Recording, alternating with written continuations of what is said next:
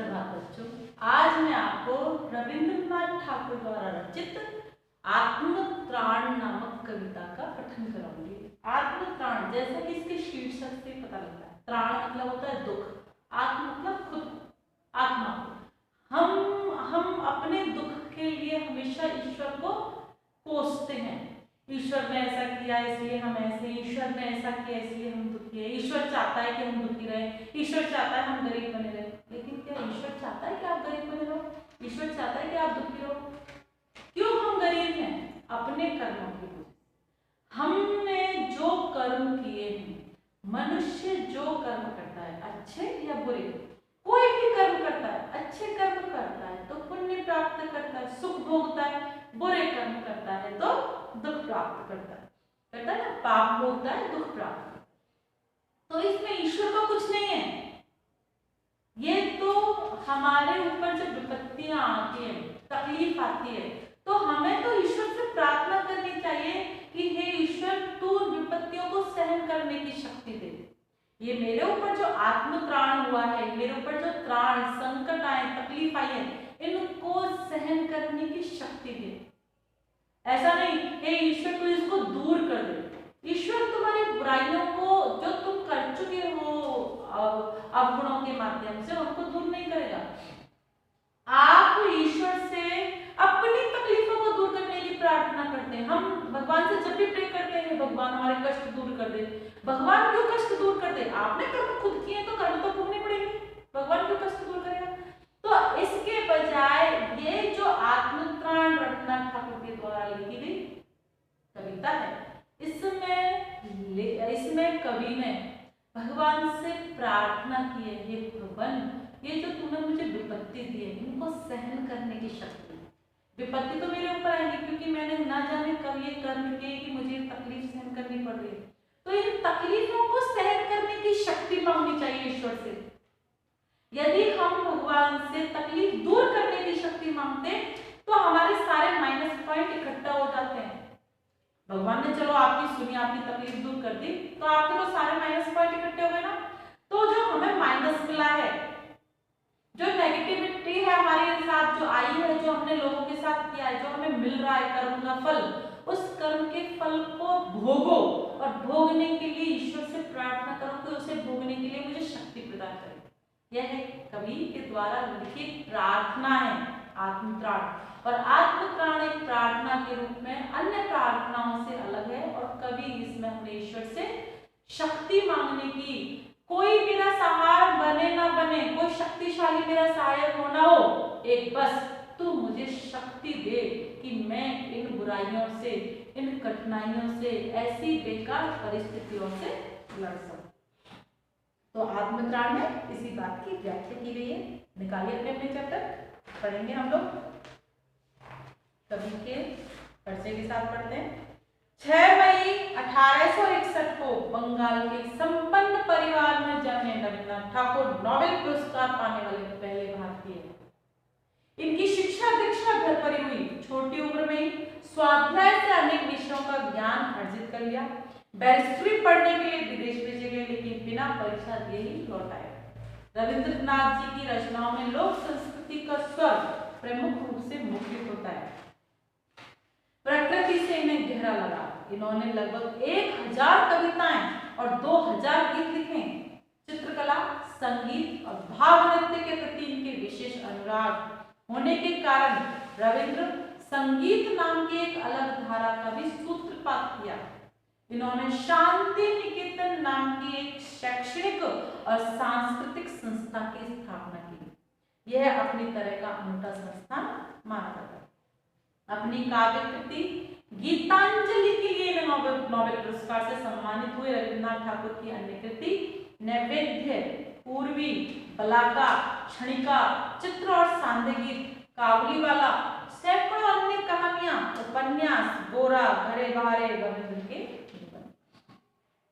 रविंद्रनाथ, चूंकि आप सभी जानते होंगे, बहुत प्रसिद्ध कवि हुए थे और बंगला भाषा में लिखते थे। और आज जो हम हिंदी पढ़ते हैं, किसी भी कवि के द्वारा अनुवादित है। बंगाल के महान कवियों में इनका नाम लिया जाता है। इन्होंने शांति निकेतन की स्थापना की। इन्होंने इतनी कविताएं लिखी हैं और प्रकृति के प्रति इनका गहरा लगाव, सांस्कृतिक कार्यक्रमों से प्रेम करते थे, बच्चों की पढ़ाई से संबंधित चिंता करते थे। उस जमाने में, जिस जमाने में हमारा भारत आजाद भी नहीं हुआ था, उस वक्त बच्चों को पढ़ाई के लिए बहुत सारी सुविधाएं नहीं मिलती थी। स्वाध्याय, अपने आप पढ़ाई करके अनेक विषयों की जानकारी प्राप्त की है इन्होंने। और इनको पढ़ने के लिए बैरिस्ट्री मतलब होता है वकीलाई करने के लिए, वकीलात करने के लिए इनको बाहर भेजा गया, लेकिन ये वहां से लौटा एग्जाम ही नहीं दिया और एक कवि बन गए। और इस तरह से इन्होंने अनेकों अनेक पुस्तकें लिखी, जिनमें से गीतांजलि के लिए इन्हें नोबेल पुरस्कार मिला। और ये ही एकमात्र ऐसे भारतीय जिनको कवि के क्षेत्र में, कविता के क्षेत्र में पहला पुरस्कार मिला। पाठ प्रवेश करते, क्या लिखा है इस पाठ मात्रण में? तैरना चाहने वाले को पानी में कोई उतार तो सकता है, पर उसके आसपास भी बना रह सकता है, और तैरना चाहने वाला जब स्वयं हाथ पैर चलाता है तभी तैराक बन सकता है। परीक्षा देने जाने वाला समय बड़ों से आशीर्वाद की कामना करता है, बड़े आशीर्वाद देते हैं, लेकिन परीक्षा तो उसे स्वयं देनी पड़ती है। इसी तरह जब दो पहलवान कुश्ती लड़ते हैं तब उनका उत्साह तो सभी दर्शक बढ़ाते हैं, इससे उनका मनोबल बढ़ता है, मगर कुश्ती तो उन्हें स्तुति करनी पड़ती है। प्रस्तुत पाठ में कवि गुरु मानते प्रभु में सब कुछ संभव कर देने की सामर्थ्य, फिर भी यह कतई ना चाहते कि वही सब कुछ कर दें। कवि कामना करता है किसी भी आपद विपद में, किसी भी द्वंद्व में सफल होने के लिए संघर्ष वह स्वयं करे, प्रभु को कुछ ना करना पड़े। फिर आखिर में अपने प्रभु से चाहते क्या है? रविन्द्रनाथ ठाकुर की प्रस्तुत कविता का बंगला में, हिंदी में अनुवाद श्रद्धे आचार्य हजारी प्रसाद द्विवेदी ने किया है। द्विवेदी जी का हिंदी साहित्य को समृद्ध करने में अपूर्व योगदान है। यह अनुवाद बताता है कि अनुवाद कैसे मूल रचना की आत्मा को अक्षुण्ण बनाए रखने में सक्षम है। इस पाठ में क्या बताया गया है कि उदाहरण दिए गए हैं, जैसे आप लोग एग्जाम देने जाते हो ना, तो आपके मम्मी पापा, आपके दादा दादी आपको आशीर्वाद देते हैं, बेटा खूब अच्छे से एग्जाम देना। लेकिन जब आप एग्जाम लिखते हो, पेपर सॉल्व करते हो, तो आपके दादा दादी हाथ पकड़ के नहीं लिखाते, आपको खुद करना होता है। तो ऐसे ही जब मनुष्य के ऊपर आपदा, तकलीफ, त्राण आए, संकट आए, तो उस संकट में ईश्वर सर्वसमर्थ है, सब कुछ कर सकता है, आपको आशीर्वाद देता है, सर्वसमर्थ है। लेकिन आपको भोगना, आपको कर्म के हिसाब से आपके ऊपर जो आपदा आई है, विपदा आई है, उनको तो सहन करना आपको ही है। तो इसीलिए ऐसे समय में आप उस ईश्वर से प्रार्थना करो कि आपको शक्ति दे। यही इस पाठ में बताया है। चूंकि यह आत्मनिर्माण बंगला भाषा में लिखी गई है और हमारे हिंदी के प्रसिद्ध कवि हजारी प्रसाद द्विवेदी के द्वारा यह कविता का हिंदी में अनुवाद किया गया। देखो, आप जब किसी का अनुवाद करते हैं, किसी को दूसरी भाषा से दूसरी भाषा में परिवर्तित, रूपांतरित करते हैं, तो इस बात का विशेष ध्यान रखा जाता है कि जो कवि बोलना चाह रहा है, बताना चाह रहा है, जो भाव है, उस भाव को एज इट इज हम दूसरी भाषा में लिखें। ऐसा नहीं होता कि कवि कुछ कहना चाहता है और आप दूसरी भाषा में दूसरा अर्थ प्रदान कर दो। बोलने के बहुत तरीके होते हैं, पता है ना। तो इस तरह से भाषा का, भाव का बहुत ध्यान रखकर अनुवाद किया जाता है। और उस वक्त हिंदी भाषी लोग बहुत सारे, हिंदी भाषा में बहुत सारे कवि नहीं होते, लेकिन भारत में अनेक कवि थे जो अनेकों भाषाओं में अपनी अपनी लैंग्वेज में लिखते थे। तो उनको हमारी हिंदी भाषा को समृद्ध बनाने के लिए, अपनी हिंदी भाषा को बड़ा दिखाने के लिए अनेकों कवियों ने अनेकों कवियों की कविताओं को हिंदी में अनुवादित किया, रूपांतरित किया, और आज आप और हम उन सबको पढ़ने के लिए समर्थ हो सके, नहीं तो नहीं पढ़ पाते। तो इस तरह से हमें उन सबको नमन करना चाहिए जिनकी वजह से आज हमें बहुत विस्तार से हिंदी का साहित्य पढ़ने लिखने का मौका मिला। तो आइए आज हम अपने इसमें प्रवेश करते हैं। आत्मत्राण। विपदाओं से मुझे बचाओ, यह मेरी प्रार्थना नहीं। केवल इतना हो करुणा में, कभी न विपदा में पाऊं भय। दुख ताप से व्यथित चित्त को, ना तो सांत्वना नहीं सही, पर इतना हो वे करुणा में, दुख को मैं कर सकूं सदा जय। कोई कहीं सहायक ना मिले, तो अपना बल पौरुष ना मिले। हानि उठानी पड़ी जगत में, लाभ अगर वंचना रही, तो भी मन में ना मानू छे। तो सबसे पहले शब्दार्थ लिख लेते हैं। देखिए,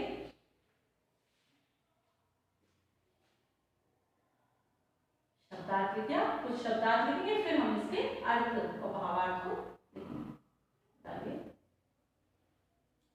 विपदाओं से मुझे बचाओ। विपदा, विपदा मतलब होती है मुसीबत, कष्ट, परेशानी, तकलीफ।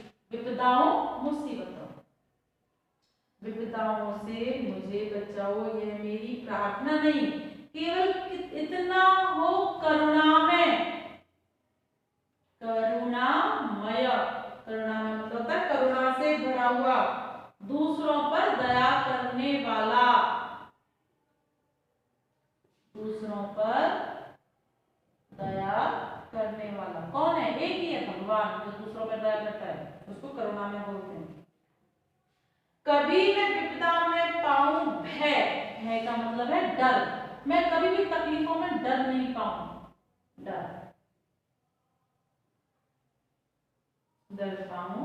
दुख ताप से व्यथित चित्त को। दुख ताप, दुख ताप मतलब होता है दुख की पीड़ा। ताप मतलब बुखार, तो दुख का ताप मतलब हुआ कष्ट की पीड़ा, तकलीफ की पीड़ा, तकलीफ की पीड़ा। दुख ताप से व्यथित, व्यथित मतलब होता है दुखी। व्यथित, व्यथित का मतलब है दुखी, परेशान, दुखी। चित्त को ना दो। चित्त मतलब होता है हृदय। चित्त यानी मन भी बोलते हैं, चित्त मतलब हृदय भी है। आप हृदय, चित्त यानी हृदय। नहीं तो सांत्वना। सांत्वना मतलब होता है तसल्ली। सांत्वना, तसल्ली। ना सही, पर इतना होवे करुणा में, दुख को मैं कर सकूं सदा जय। अब जय मतलब यहाँ है जीत। इस दुख को मैं हमेशा जीत सकूं। को कहीं कोई सहायता करने वाला ना मिले, तो अपना बल पौरुष ना मिले। बल यानी शक्ति, और पौरुष मतलब है पुरुषार्थ। पौरुष पुरुषार्थ या पराक्रम। पौरुष यानी पराक्रम, पुरुषार्थ। पौरुष ना मिले, हानि उठानी पड़े जगत में, लाभ अगर वंचना मतलब होता है धोखा। वंचना मतलब धोखा।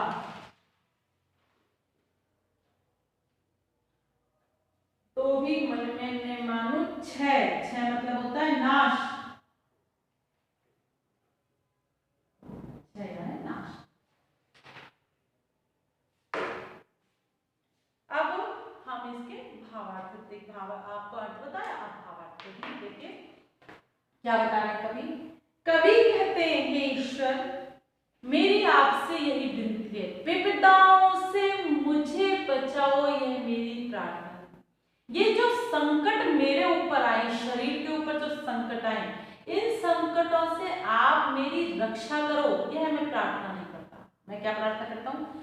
केवल इतना हो, हे दूसरों पर दया करने वाले प्रभु, केवल इतना हो कि कभी न विपदाओं से पाऊं है। मुझे कभी भी ये विपदाएं, ये बाधा, ये संकट मुझे कभी भी डराए नहीं। सिर्फ आपसे इतनी ख्वाहिश है मेरी इतनी प्रार्थना है कि इन मुझे इन तकलीफों से डर नहीं लगेगा। हे प्रभु, इन विपदाओं से आप मुझे बचाओ। यह मैं नहीं चाहता, मेरी ऐसी प्रार्थना नहीं, सिर्फ मेरी ऐसी प्रार्थना है कि आप मेरे अंदर ऐसी शक्ति भर दो कि मैं इन तकलीफों से डरूं नहीं। जो विपदाएं पड़ती हैं, तकलीफें आती हैं, उनसे डरूं नहीं। दुख ताप से व्यथित चित्त को ना दो सांत्वना नहीं सही, पर इतना होए करुणामय। हे करुणा के सागर, हे दूसरों पर दया करने वाले ईश्वर, मैं तुमसे यही प्रार्थना करता हूं कि मैं कभी भी मुसीबत आने पर ना डरूं, दुख ताप से व्यथित चित्त को न दो सांत्वना नहीं सही। आप मेरे कष्ट से पीड़ित मन को तसल्ली दो या ना दो, उससे मुझे कोई फर्क नहीं पड़ रहा। अर्थात मेरा मन दुखी है, मेरा मन कैसा है? दुखी है। दुख ताप से व्यथित चित्त को, मेरा जो दुख से जो मेरा चित्त दुखी हो रहा है, इस तकलीफों से, कष्टों से, व्यथाओं से मेरा मन जो तकलीफ पा रहा है, उस तकलीफ वाले मन को आप तसल्ली, सांत्वना दो या ना दो, चलेगा, मत दो, कोई बात नहीं, लेकिन इतना हो करुणा में, हे करुणा के सागर, हे दूसरों पर दया करने वाले प्रभु, इतना हो दुख को मैं कर सकूं सदा जय, मैं हमेशा इस दुख पर विजय प्राप्त कर सकूं। अर्थात इस दुख को सहन करने की मुझे शक्ति दो। तो ये दुख मेरे ऊपर आएगा तो इस दुख को मैं सहन कर लूंगा, तो अर्थात मैं विजयी हो जाऊंगा। मेरे ऊपर दुख आएगा, कितने दिन रहेगा? 2, 5 साल, 10 साल रहेगा, फिर खत्म हो जाएगा। तो इस तरह से इस दुख पर मैं विजय को प्राप्त कर लूंगा। तो इतनी शक्ति आप मुझे दे दो।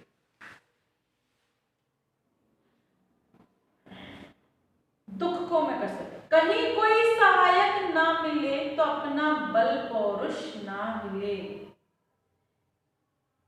हे ईश्वर, यदि मुझे इस विपत्ति के समय, इस कष्ट के समय कोई भी सहायता करने वाला, कोई भी मनुष्य सहायता करने वाला ना मिले, कोई बात नहीं, मत मिले, लेकिन कोई अपना बल पौरुष ना मिले, तो मेरा जो शक्ति है, मेरा जो पुरुषार्थ है, वह हिले नहीं, डगमगाए नहीं।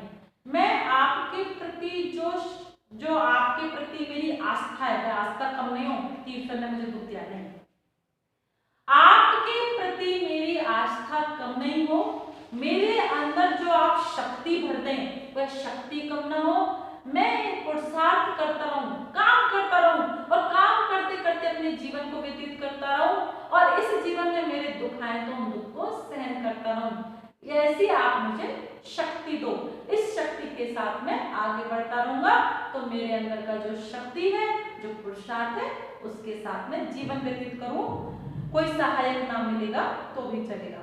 हानि उठानी पड़े जगत में, लाभ अगर वंचना नहीं, मुझे इस संसार में, जगत मतलब इस संसार में, चाहे मुझे कितनी भी हानि उठानी पड़े, भले ही मुझे लाभ प्राप्त ना हो, वंचना मतलब होता है चाहे मुझे कितने भी इस संसार में धोखे मिले, तब भी मेरा मन कभी भी दुखी ना हो, तो भी मन में ना मानूं छह का मतलब बताया यहाँ पर नाश, तो भी मेरे मन से जो आप मुझे शक्ति प्रदान करोगे, कैसी शक्ति? इन कष्टों को सहन करने की शक्ति, इसका कभी नाश ना हो। आप जो मुझे शक्ति प्रदान करोगे, वह शक्ति कभी खत्म ना हो। कारण चाहे इस संसार में मुझे हानि उठानी पड़े, चाहे लाभ मिले, चाहे धोखे मिले, इस संसार के मनुष्यों के द्वारा मुझे कुछ भी मिले, कितनी भी विपत्तियां, लेकिन इस विपत्ति के समय में आपके द्वारा जो मुझे पुरुषार्थ करने की शक्ति मिली है, यह मेरी शक्ति नष्ट ना हो, यह मेरी शक्ति का नाश ना हो। बस आपसे यही प्रार्थना है कि इन विपत्तियों को, तो आप मुझे हजारों विपत्तियां दो, पर उन विपत्तियों को सहन करने की शक्ति। समझ में आया? अब हम इसका काव्य सौंदर्य देखेंगे। देखिए काव्य सौंदर्य,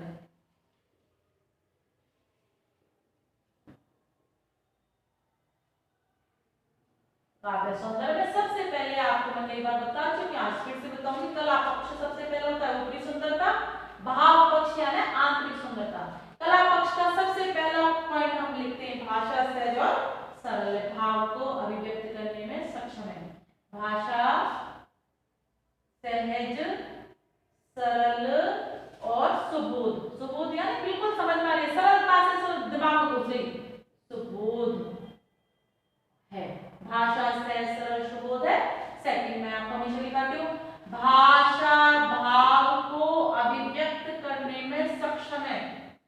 भाव को अभिव्यक्त करने में सक्षम है, समर्थ है, अपनी बात बताने में समर्थ है। भाषा भाव को अभिव्यक्त करने में सक्षम है। तीसरा देखिए, इसमें क्या बताया गया है,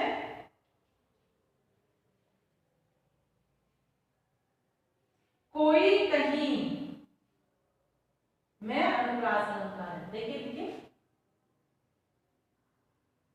कोई कहीं क्या क्या की पुनरावृत्ति के कारण अनुप्रास अलंकार है, अनुप्रास अलंकार है।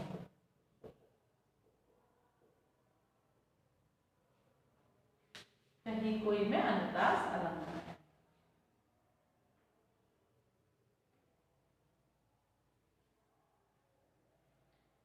कला पक्ष ज्यादा नहीं है, भाव पक्ष इसमें ज्यादा है। हम भाव पक्ष लिखेंगे। अब 6 नंबर डालिए, भाव पक्ष लिखिए। भाव पक्ष में हम नंबर डाल के लिखेंगे, 2-3 भाव पक्ष है। कभी ईश्वर से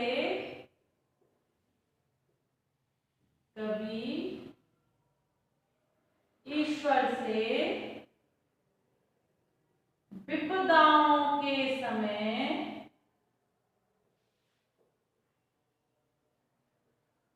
पौरुष एवं शक्ति देने की प्रार्थना कर रहा है।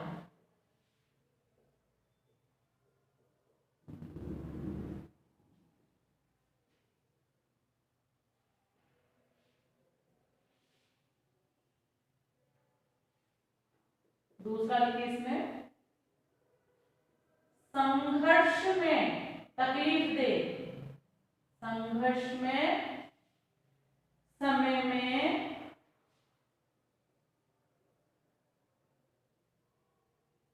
व्यथित दुखी, संघर्ष में समय में व्यथित न होने के लिए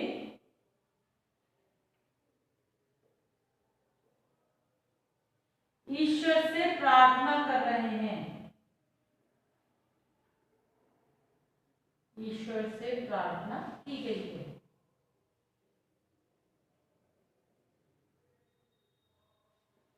ठीक है ना। अब दूसरा देखिए,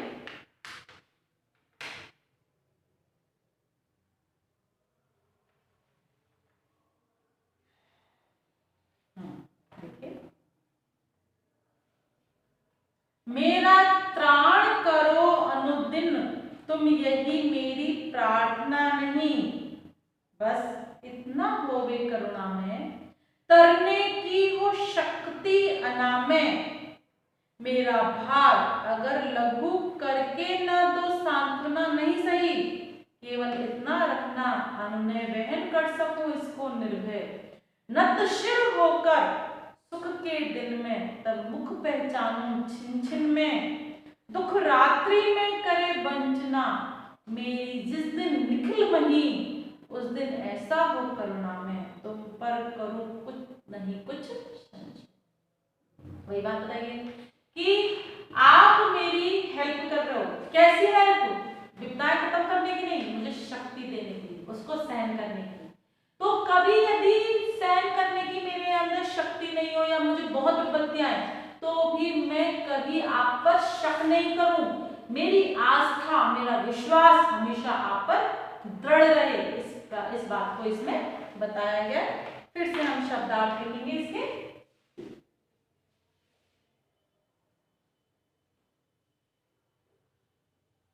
कि किस तरह से मनुष्य के ऊपर जब विपत्तियां आती हैं, तो विपत्ति आने पर मनुष्य इतने घबरा जाते हैं, इतने परेशान हो जाते हैं कि हर वक्त ईश्वर को कोसते रहते हैं, ईश्वर के कारण ही ऐसा हुआ है। इस बात को इसमें बताया गया, ईश्वर को नहीं कोसना है, ईश्वर का काम नहीं है, ये हमारा काम है विपत्तियां सहन करना, तो उनसे सहन करने की शक्ति मांगो। मेरा त्राण करो अनुदिन, त्राण, त्राण मतलब बताया ना आपको, दुख, वैसे छुटकारा लिखो,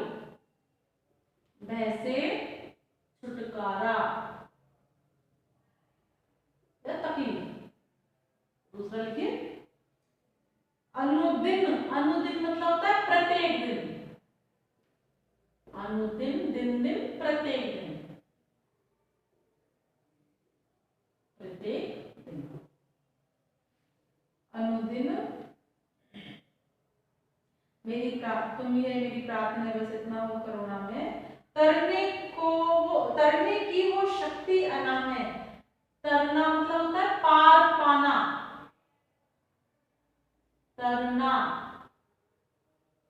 तरने, तरने का मतलब पार लगने, तरने यानी पार लगने। अनामे यानी स्वस्थ, अनामे स्वस्थ। सांत्वना तो आपको तसल्ली बताई दे रहा है ना। मेरा भार अगर लघु करके, अब लघु या ना छोटा, लघु करके मैं तो सांत्वना नहीं सही, केवल इतना हो अनुनय, अनुनय मतलब प्रार्थना, अनुनय विनय कहते हैं ना, मैं हाथ जोड़कर प्रार्थना, अनुनय, अनुनय विनय मतलब होता है प्रार्थना, विनय के साथ प्रार्थना करना। अनुनय विनय वहन कर सकूं, वहन, वहन का मतलब होता है भार उठाना,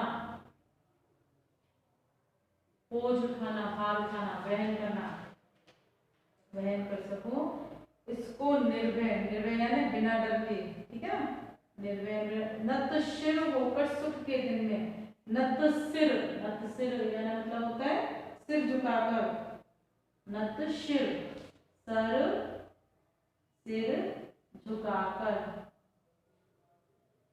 नत सिर, सिर झुकाकर सुख के दिन में, तब मुख पहचानो छिन छिन, छिन छिन यानी क्षण क्षण,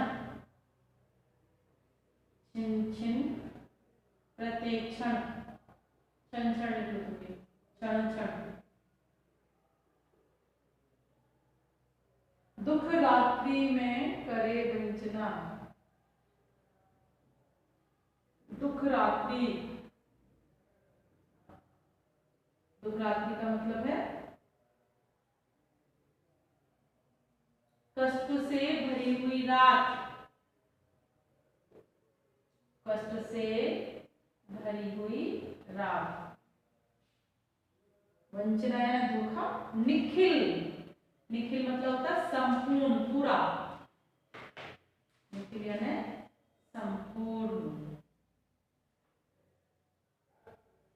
निखिल मही यानी पृथ्वी, धरती, मही पृथ्वी। उस दिन ऐसा होकर ना मैं तुझ पर करूं कुछ संशय, संशय मतलब संदेह, शंका, शंका या संदेह, शंका संदेह, ठीक है, निकाल। कवि कहते हैं मेरा त्राण करो अनुदिन तुम, यही मेरी प्रार्थना नहीं। कवि क्या कह रहा है, बस इतना हो करुणा में, हे भगवान, हे करुणा के सागर, तुम मेरे तकलीफों को, मेरे जो अंदर भय है इसको छुटकारा दो। यह मैं आपसे प्रार्थना नहीं करता, बस क्या हो, तरने की हो शक्ति अनामय। हे ईश्वर, इस कष्ट से मैं पार पा जाऊं, ये जो भार है, ये तकलीफों का जो बोझ मेरे ऊपर है, इस बोझ को मैं तर जाऊं, इस बोझ को लेकर मैं पार हो जाऊं। केवल आप इतनी मुझे शक्ति प्रदान करें। कौन सी, स्वस्थ रहने की, अनामय यानी, अनामय मतलब स्वस्थ रहने की शक्ति प्रदान करें, जिससे कि मैं अपने शरीर के ऊपर आई हुई विपत्तियों को सहन कर कर इसे पार पा जाऊं। मेरा भार अगर लघु करने करके मैं तो सांत्वना नहीं सही, मैं आपसे मेरे ऊपर जो आपने भार डाला है, विपत्तियां, बोझ डाल दिया है विपत्तियों का, इसे आप छोटा कर दो। ये मैं नहीं चाहता, ये जो इतनी सारी तकलीफें आपने मुझे दी हैं, मेरे कारण, मेरे कर्मों के कारण मुझे तकलीफ मिली है, इसे आप कम कर दो, ये मैं नहीं चाहता। आप मुझे इसके लिए तसल्ली दो, मैं ये नहीं चाहता। केवल इतना रखना उन्हें बहन कर सकूं इसको निर्भय। केवल आप इतना करना कि इस दुख को मैं निडर होकर सहन कर सकूं, वहन कर सकूं। इसका भार, मेरे ऊपर कोई भार आ गया, कोई बोझ मुझे उठाना है, वजन उठाना है, उस वजन को उठाकर मैं चल सकूं, बस चलने की शक्ति देना। वजन क्या है? विपत्तियों का।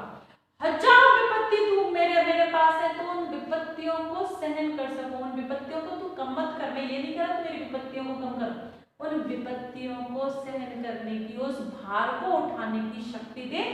मेरा तन स्वस्थ रहे, जिससे मैं इन विपत्तियों को सहन कर सकूं और निडर होकर आगे के पथ पर चल सकूं। नतशिर होकर सुख के दिन में तब मुख पहचानूं छिन छिन में। हे ईश्वर, आदमी को, मनुष्य की क्या विशेषता होती है पता है? जब दुख आते तो ईश्वर याद आता है, लेकिन जब सुख के दिन आते तो ईश्वर को कोई याद नहीं आता। ऐसा होता है ना? लेकिन होना क्या चाहिए? सुख के दिनों में यदि मनुष्य, यदि मानव ईश्वर को याद कर ले तो दुख आए ही नहीं। ऐसा ही बोला जाता है, यदि सुख के दिनों में मनुष्य ईश्वर को याद रखे तो उसके ऊपर विपत्ति आती नहीं है। कब आती है? सुख के दिनों में हम ऐसा काम कर जाते हैं जो दूसरों के दिल को दुखाने वाला होता है। उस वक्त हमारे पास धन, ऐश्वर्य, पद सब होता है, और ऐसी कंडीशन में हम ना जाने कितनों के दिल दुखा देते हैं, ना जाने कौन से पाप कर्म कर बैठते हैं कि वो पाप कर्म हमको बाद में भोगने ही पड़ते हैं। तो ऐसे समय में जब सुख आए तो उस सुख के दिनों में मनुष्य को चाहिए अपने ईश्वर को कभी नहीं भूले। ईश्वर को नहीं भूलना अर्थात जो इंसान ईश्वर को नहीं भूलता वह कभी भी घमंड नहीं करता। घमंड में नहीं करता। जो ईश्वर को भूल जाता है उसे घमंड होता है, उसे लगता है मैं ईश्वर हूँ, जो कर रहा हूँ सो मैं कर रहा हूँ। नहीं, आपके ऊपर शक्ति है, आप तो कठपुतली मात है, वो जैसा चाहता है वैसा आपको घुमाता है। तो आपने यदि ईश्वर को याद रखा तो आप हमेशा गरीब, अपने से छोटों की, धन दौलत ऐश्वर्य से छोटे लोगों की, पद से छोटा लोगों का मान सम्मान करोगे। और यदि आप मान सम्मान करोगे तो आपसे गलतियां होंगी नहीं, गलतियां नहीं होंगी तो आपको भोगना है कुछ नहीं। तो सुख के समय में हमेशा ईश्वर को याद रखना चाहिए। तो लेखक कभी कह रहे हैं कि नतशिर होकर सुख के दिन में तब मुख पहचानूं छिन छिन में। हे ईश्वर, जब मुझ पर सुख आए अर्थात मेरी विपत्तियां खत्म हो जाए ना, तब भी मैं सिर झुकाकर हर वक्त तेरे मुख को पहचान कर सकूं। हर क्षण तू मेरी याद में बना रहना। ऐसा नहीं कि सिर्फ मैं विपत्ति में तेरा सहारा चाहता हूँ, मैं चाहता हूँ ये विपत्ति मेरी जब खत्म हो जाए और सुख के दिन आए तब भी मैं अपने सिर को झुकाकर विनय के साथ हमेशा हर पल तुझे याद रख सकूं, क्षण क्षण तुझे पहचान सकूं। दुख रात्रि में करे वंचना मेरी जिस दिन निखिल मही।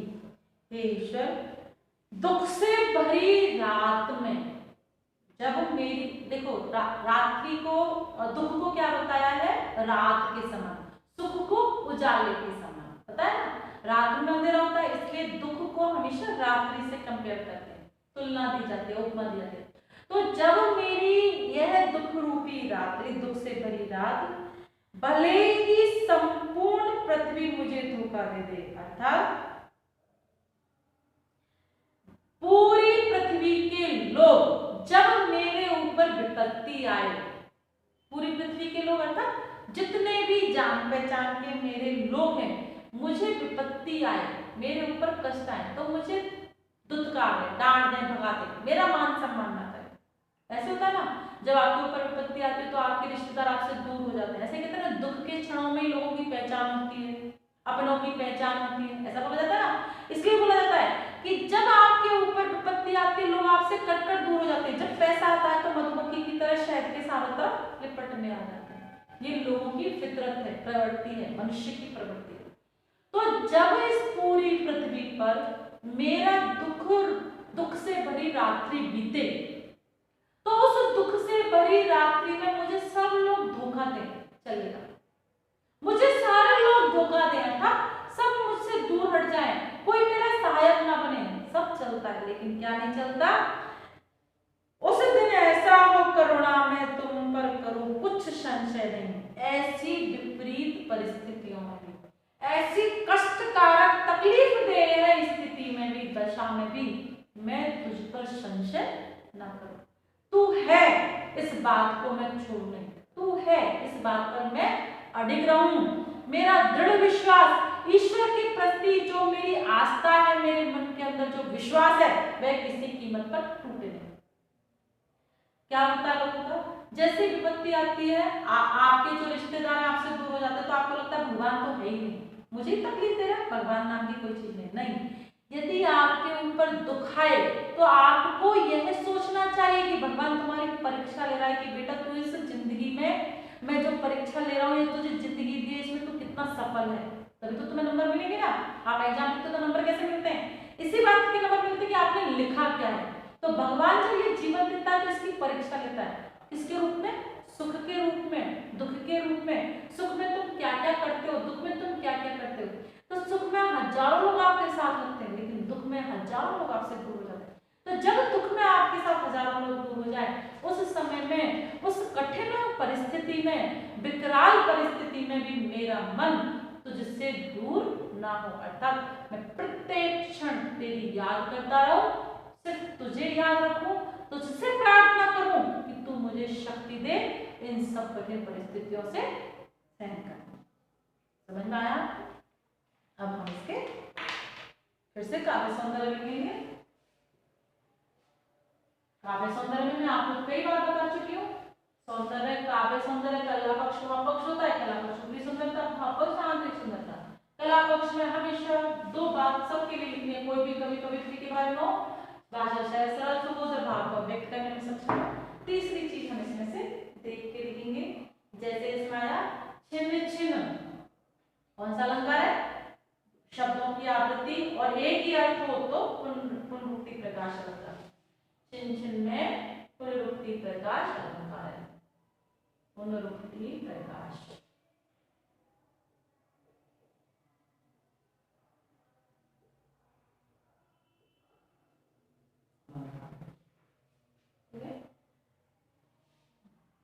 और एक चीज और है इसमें, दुख रात्रि। दुख रात्रि मतलब है दुख रूपी रात्रि, तो दुख रात्रि में रूपक अलंकार है, रूपक बांधा गया है, दुख रूपी रात्रि में रूपक अलंकार, ठीक है ना। अब इसका कला पक्ष, भाव पक्ष देखिए। भाव पक्ष में फिर से इसमें तो भाव पक्ष थोड़ा सा ज्यादा है, नंबर वन डाल के लिखिए। कवि ईश्वर से विशेष शक्ति पाने की प्रार्थना, विशेष शक्ति पाने की प्रार्थना कर रहा है। कवि ईश्वर से विशेष शक्ति पाने की प्रार्थना कर रहा है। दूसरा देखिए,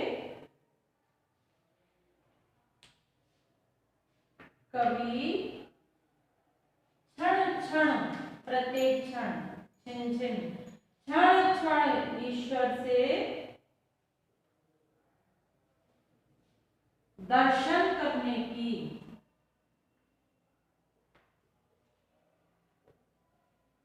करने की कामना कर रहा है। और पूरे चैप्टर में उदार हृदय ईश्वर को बताया गया, करुणा में, तो आप लिखिए उदार हृदय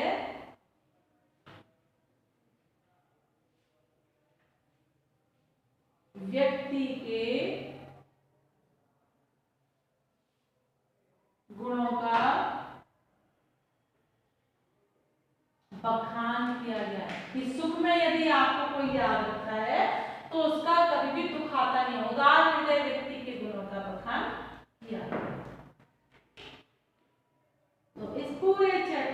आपको बताया गया है कि किस तरह से हमारे ऊपर जब संकट आते हैं, विपदाएं आती हैं, तो इन विपदाओं से घबराना नहीं चाहिए, इन विपदाओं को सहन करने की शक्ति मांगनी चाहिए।